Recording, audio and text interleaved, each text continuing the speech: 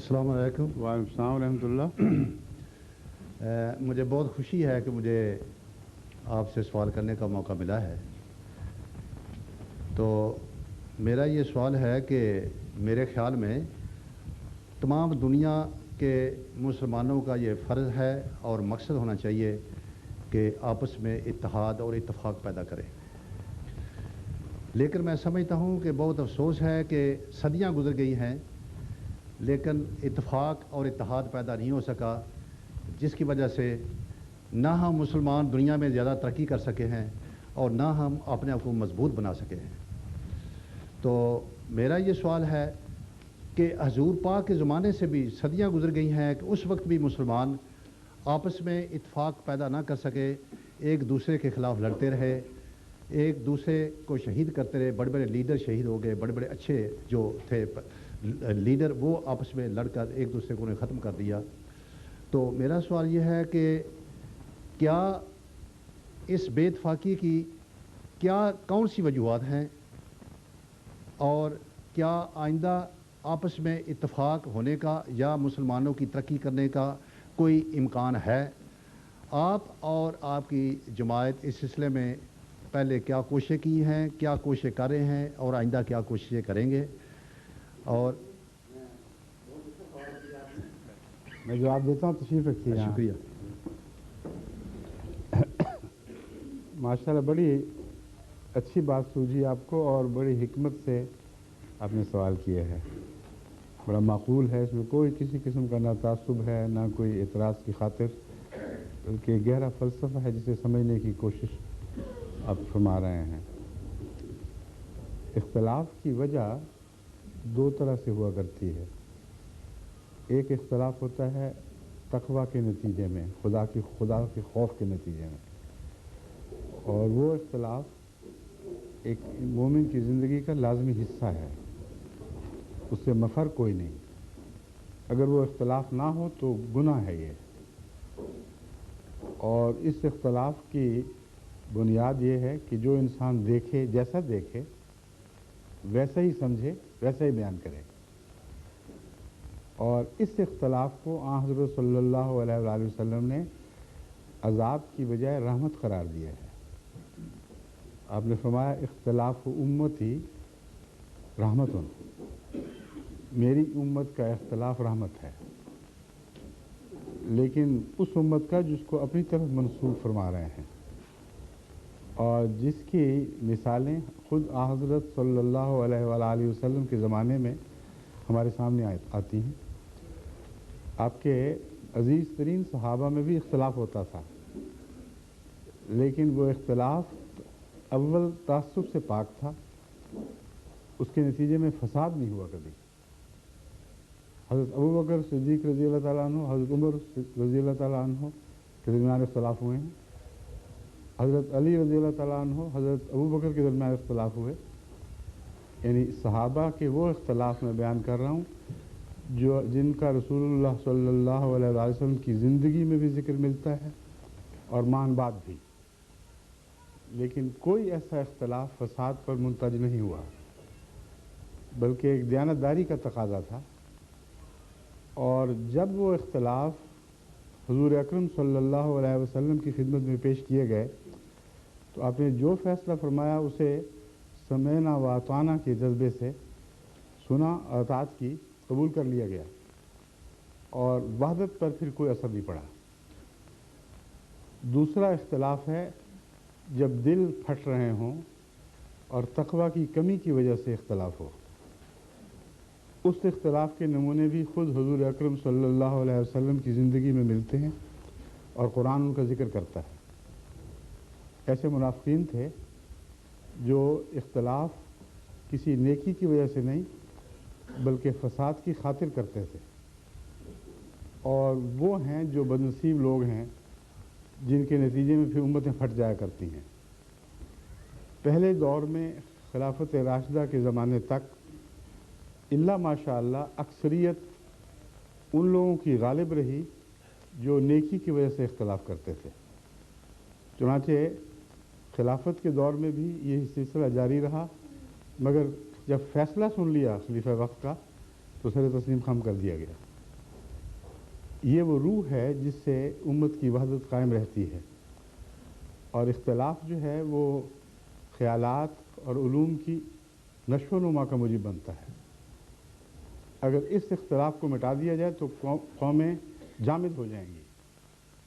اور ان سے ہر قسم کی ترقی کی روح مفقود ہو جائے گی۔ بس رحمت ایک اختلاف کا نام ہے جو خود رسول اللہ نے رکھا صلی اللہ علیہ وسلم۔ ایک دوسرا اختلاف ہے جو دل پھٹنے کے نتیجے میں پیدا ہوتا ہے اور وہ لازماً امت کو پھاڑتا ہے۔ اب رسول اللہ صلی اللہ علیہ وسلم کے زمانے میں جو اختلافات ہوئے اس کے نتیجے میں گروہ بندی کوئی نہیں ہوئی۔ آپ کہیں نہیں دیکھیں گے کچھ حضرت علی کے پیچھے چل پڑے، کچھ عمر کے پیچھے چل پڑے، کچھ عثمان اور ابو بکر کے پیچھے چل پڑے رضوان اللہ علیہم، بلکہ اختلاف ہوا، بات ختم ہوئی اور دل سے مٹ گئی۔ مگر وہ اختلاف جو بدنصیبی سے ہو، جس میں دل کی کجی شامل ہو، وہ کبھی بھی افتراق کیے بغیر ٹھہرا نہیں کرتا، دل پھاڑتا ہے۔ یہ دور جو ہے یہ بات کا دور ہے، لیکن اس میں بھی شروع میں ہمیں یہ حق نہیں کہ ہر ایک پر بدنیتی کا الزام لگائیں، کیونکہ اس میں بھی پھر بعض اختلاف ایسے ہیں جن میں تقویٰ کی بو آتی ہے، اور تقویٰ کی وجہ سے بھی اختلاف ہے، لیکن وہ فتنہ و فساد پر منتج نہیں ہوا۔ مثلا آغاز میں جب ائمہ کا اختلاف ہوا ہے، حضرت امام ابو حنیفہ کا، حضرت امام مالک کا، حضرت امام شافعی کا، احمد بن حنبل کا، تو ان کے اختلاف کے نتیجے میں پہلے دور میں جس دور کے یہ لوگ تھے کسی ایک فساد کی بھی خبر نہیں ملتی۔ اختلاف کے ساتھ وہ سب محبت کے رشتوں میں بھی بندھے رہے، اور ان اختلافات کی وجہ سے جو فقہی اختلاف ہے کسی نے دوسرے کو کافر قرار نہیں دیا۔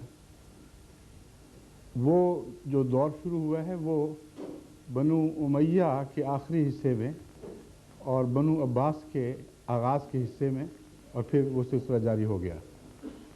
کہ فقہی یا عقائد کے اختلاف کی وجہ سے کچھ لوگوں نے اپنے پیچھے ایک گروہ مقرر بنا لیا،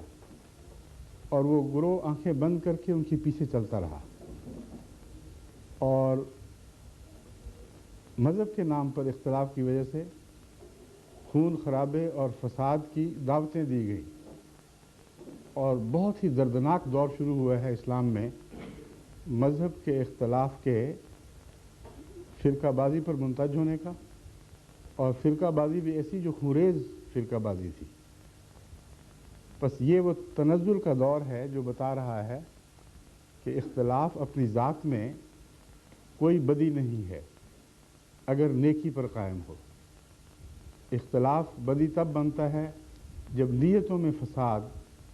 پیدا ہو، اور نیتوں کا فساد جو ہے وہ اعمال کو بگاڑ دیا کرتا ہے۔ ایسے دور کے علماء نے پھر اپنے پیچھے چلنے والوں کو اپنی ٹیریٹری بنایا ہے، اور یہ رجحان جوں آگے بڑھا ہے، یہ ٹیریٹوریل کانسیپٹ مسلمانوں میں داخل ہوا ہے، اور دوسرے مذاہب کا بھی یہی حال ہے۔ یہ ٹیریٹری اس قسم کی بنتی ہے پھر کہ ایسے علماء کو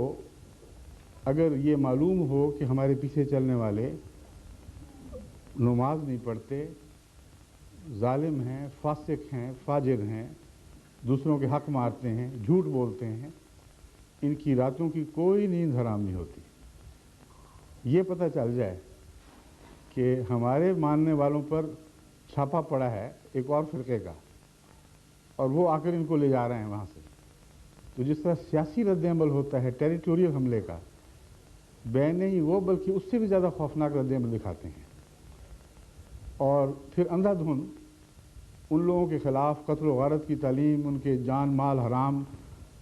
یعنی ان کے لیے حرام اور اپنے لیے حلال، یہ فتوے شروع ہو جاتے ہیں۔ بس اگر اختلاف کی وجہ تقویٰ کی خرابی ہے تو اس کا ایک ہی علاج ہے کہ تقویٰ کو دوبارہ قائم کیا جائے، اور تقویٰ اللہ کی طرف سے آنے والے کے بغیر قائم ہونا ممکن نہیں ہے۔ جب آسمان سے کوئی ایسا شخص آتا ہے، یعنی جسمانی طور پر نہیں بلکہ اللہ کے حکم سے کھڑا ہوتا ہے، تو وہ انہی لوگوں میں سے اکٹھے کرتا ہے ان لوگوں کو جو نیکی کے نام پر دوسروں کا خون لینے کی بجائے نیکی کے نام پر اپنا خون دیتے ہیں، دوسروں کے مال لوٹنے کی بجائے اپنے مال لٹاتے ہیں۔ یہ اس بات کی قطعی شہادت ہے کہ یہ لوگ سچے ہیں۔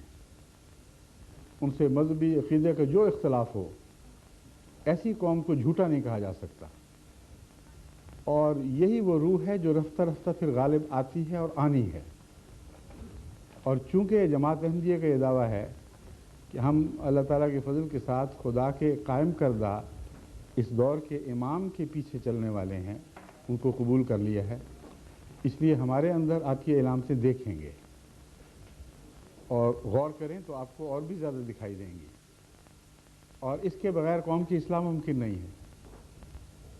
محض لیبل بدلنے سے کچھ بھی نہیں ہوا کرتا۔